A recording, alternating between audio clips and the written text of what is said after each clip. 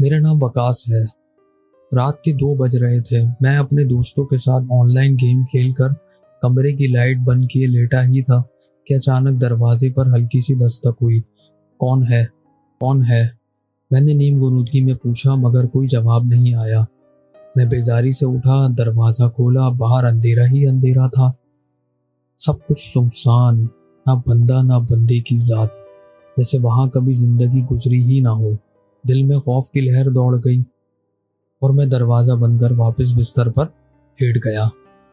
5 minute भी ना गुजरे थे कि दस्तक दोबारा हुई, इस बार जरा जोर से। मैं चीख कर बोला, मैं कह रहा हूँ कौन है, मजाक बंद करो। अब की बार आहिस्ता से चरचराते हुए खुद ब खुद दरवाजा खुल गया। कमरे में ठंडी हवा का झोंका आया और कोने में खड़ा आईना धुंधला सा हो गया। मैंने लरसते हाथ से मोबाइल की फ्लैश ऑन की। रोशनी आईने पर पड़ी और वहां एक अजनबी चेहरा हंस रहा था।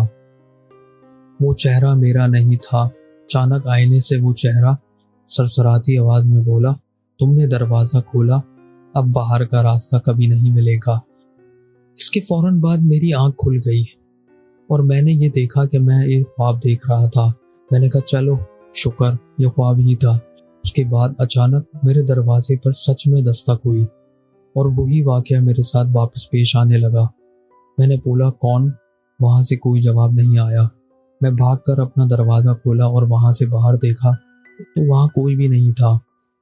उसके बाद मैं वापस आकर बिस्तर पर लेट गया और मैंने आयतल कुर्सी का विर्द जारी कर दिया और डर के मारे मैंने अपने कमरे की लाइट भी ऑन कर ली। उसके बाद मैं सो गया और मेरे साथ ये हादसा उसके बाद कभी पेश नहीं आया। मैं आज तक यही सोचता हूँ कि क्या वो मेरा वहम था, कि मैं ख्वाब में ही ख्वाब देख रहा था, या ये मेरे साथ सच में हुआ है। आप मुझे ज़रूर बताइएगा। शुक्रिया।